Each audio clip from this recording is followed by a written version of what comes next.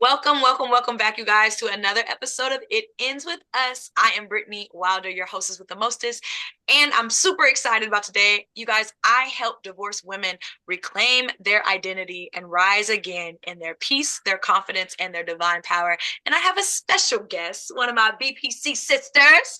I'm going to let her introduce herself. Go ahead and introduce yourself, Evancia. Yay! Thank you so much for having me. I am Evancia Barron, otherwise known as Coach Evancia, and I help career professional women who are in mid-level positions. I help them to create a new strategy so that they can advance in their roles in towards leadership. So that's what I do. So happy to be here. Yes, we're excited you're on. So we are going to get deep down into it. You guys know that It Ends With Us. It's all about generational curse breaking.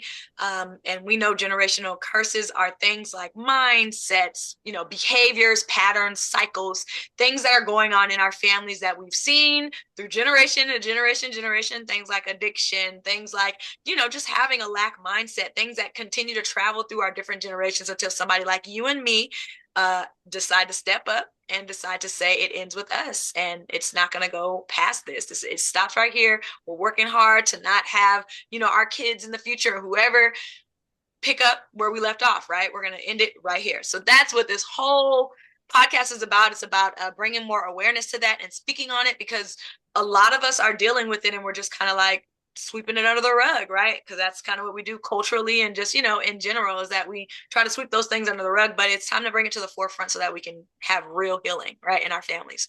So that is the podcast. We're going to go ahead and jump in with our first question, Mrs. Vancia.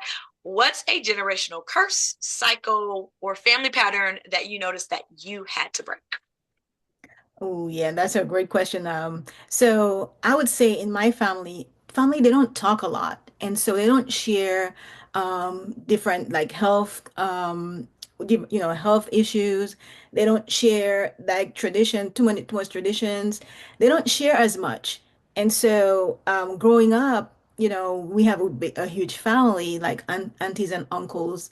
And the lack of the sharing as I got older and I was experiencing different things in my life, with health issues and going through relationship issues and not being able to reach out to my aunties and uncles and family members and sharing those things, I had to think about that and say, how do I break that cycle? Because nobody is talking about anything. They're not talking about the hard stuff, the deep stuff, the mental stuff, the mind stuff. So that's something that I said, you know what, something has to change. We need to share more because I don't want the person coming behind me to go through the same things I went through, knowing that I already have the answer. And so that's one of the biggest things that I wanted to change.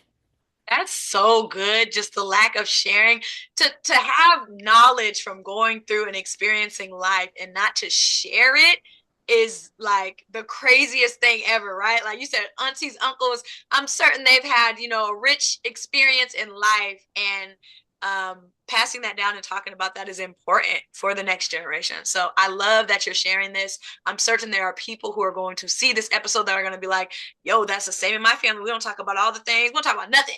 We talk about, the kids and, whatever, but we don't talk about nothing that we really need to discuss as a family to help each other out. I love that. So, Yeah. how did that pattern show up in your life in particular? Like, if you can give me a time where you were just like, okay, this is the moment that I realized, like, this is the turning point. I'm stopping it right here, right now. Was there a certain, like, aha moment where that happened for you, where you're like, okay, we're done. Like, I cannot do this again? Definitely. I would take myself back to 2013 when I first moved to Georgia. I was You living in moved to Georgia in 2013 too. Yeah. Yeah, me That's when you too. moved? Oh my goodness. Wow. Yes. Okay. Sorry, I got excited. 2013, I know that's a big year. I never forgot that year. Yes. But 2013, I was in New York and I had a great job working in banking as a manager. And I also got engaged. I had a lot of great things happening for my great friends. I thought I had a great life. And so my partner and I at the time, we decided to move to Georgia to start our new life together. And what happened is that on the way there, everything collapsed. Everything just fell apart. And the relationship didn't work out. because of course he had moved ahead of me, and so started seeing someone ahead, while he was there in Georgia, preparing a pathway for us to start our life together. And that just broke me. And I found myself in a new state with no family, no friends, no support system, no job, because I had already resigned from my job in New York, because I was moving. And I felt like I had nothing. I had no one to turn to, because the thing is, I didn't know anyone in my family or anyone who had been through what had gone through what I'm going through. A whole new experience for me. I was shattered. And so I kept to myself. I didn't share with anyone for a while because I was so ashamed, because that's a kind of a taboo. Nobody talks about this type of stuff. Oh yeah. And there I was, just crying away with my eyes just all swollen from tears. And I went to a therapist because I'm like, okay, I need to talk to someone because I don't have anyone there. I was able to get therapy sessions, and the therapist said to me, "You cannot handle this on your own. This is too much to bear. I'm going to give you a prescription. It's going to help you to cope." And it was at that point that I made that decision. I was like, no, I have to take control of myself, my life. I can do this.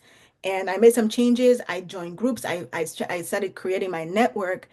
And because we need people around us, we need to be able to share. I started talking about what I was going through and got feedback from other people who had experienced that. And then I came to realize, wait a minute, I'm not that special. I mean, other people have gone through this worse than I have, you know? And so I'm like, you know what? We need to share more. And so that's when I realized I need to share. And that's actually how being a coach, a life coach was birthed. That experience made me want to share with other women to help them to get out of that dark place that I was in, because I'm like, if I can help just one woman get from that situation, Yep. that's what I'm gonna do. So that's how I became a life coach, and jumped into the coaching space because of that experience. I wanted to break that cycle. Yes. Thank you for sharing that. I know that is hard, like reliving it when you tell the story and all the above, but there's definitely somebody who needs to hear your story and somebody who's going to be encouraged by it to keep moving and just be like, oh, if she went through that and she was able to bounce back, right? Bounce back, Mhm. coach, then, Yes, I can do the same thing. That is so exactly. powerful. It's so Exactly. powerful. And I'm glad that you're helping other women with your story. Yeah, Okay. thank you. Yes. So what are the tools? And I know you said therapist. First off, I love that you were like, I went to a therapist. I know that that doesn't always happen. Culturally, it's starting to be more of a thing, right? As time goes on and progresses, people are being more open to therapy and all the above now. But back then was kind of like when it first started, people first started opening up 2013, right? I feel like that's when Mhm. the conversation first started opening up. More people were becoming more accepted to Right. therapy and all the above, right? So kudos to you for taking that step and moving forward. And then when offered a chance to, fix everything with medicine, you're like, oh no, I don't want to do that. I know that I can do this. Like, that's powerful for sure. Yes. So, what other tools? I know you got therapy in there. What tools, practices, faith strategies helped you break free from this generational curse of, the lack of sharing our experiences, that sort of thing, due to embarrassment or whatever the case may be? And yeah, so what are those tools? I would say your community. You have to have a community. You need to build your community. If you don't have one, create one. Yeah. And so after I went through that, I started, I reached out to my family, my siblings, because my siblings and I, we are close. And so I eventually got the nerve to reach out to them, let them know what was happening. And of course, they were able to provide some support, just talking, because, think back then, when I moved here, like I said, I had no money, no, I had no job, I had no place. I had a place to stay, but it wasn't really my own. I was temporarily there. And so um, after I maxed out my savings, maxed out my credit cards, and I had to dip into my 401k to be able to live, after a month or so, I had to reach out and say and get some support from my family just to get me to until I got a job. And not only did I reach out to my family, I joined a church group. I found a church home, and I was able to join some groups there, made some friends. I started talking about my experience and sharing with others. And just me sharing other people were able to open up about their experience and what they went through. So it was really good just having that because we need to share. So whether it's your family, your church groups, I joined meetup groups, being able to socialize and make new friends and go out and do activities that I enjoy doing. Because it's not just one-sided, it's a combination of things, but the community is the biggest thing. Is making your community where it's family, friends, um, you know, um, friends in the social settings, acquaintances, but just being out there and meeting people and just talking to people and just living your life. Life shouldn't stop. We have to continue lifing. Life will be lifing, as they say, but we have to continue that process in a positive way too. We have to go out and do things and be happy and laugh and smile and Hello. just enjoy being alive. And Yeah. so it was just a combination of things that I'm grateful that I was able to think past the hurt. It was there, but I was able to think past that. I knew that this was healing for me and this is what I needed to do to move forward. And so that's what I had to do. I created a strategy and that's what I had to do. I'm like, I knew, okay, you know what? I'm going to make friends. I'm going to go to activity. I'm going to do every weekend. I'm going to find one thing to do. I had a little calendar. I had it all mapped out. Yeah. And, you know, I always say like that was a blessing that happened to me because, oh, yes, I was living a good life in New York, but the difference that happened, the shift happened in terms of how I was able to see myself and my response in relationships. I was able to change how I thought, how I was responding. And not only did I end up in a better situation than I was when I was in New York, I got a job getting more money, paying me more money. Oh, now. I opened a business that always wanted to start. Um, and I bought myself a condo in the city, and so I was doing way better than I was even before the breakup happened. So things happen in life, and it might feel like it's the end, but the thing is, the message is taking that and just moving forward with everything that comes with it, because nothing should stop. Yes, it hurts. I know it does, but that shouldn't stop you from living your life. That's good. That's so good. And if there was one piece of advice you would tell somebody who was going through what you're going through, who's breaking down that generational curse that you spoke about, that you're dealing with in your family, what is that one piece of advice you would give them to keep moving forward? And I love that you talked about everything that you did and just broke it down to a science. But what is that one thing that you would give them if they needed a word?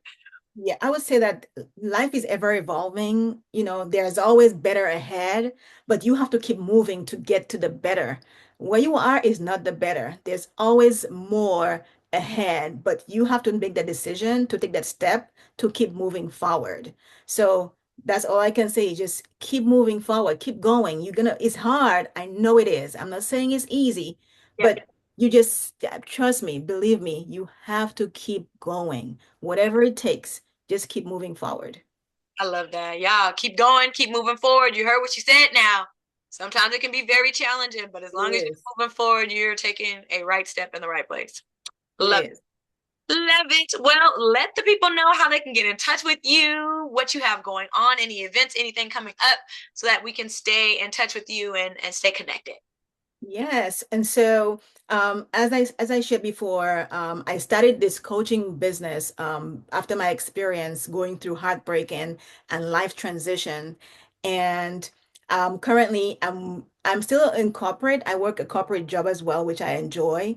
And so, as a corporate woman, I saw a need to help other corporate women advance because I saw that women were not advancing as they should. They were working hard.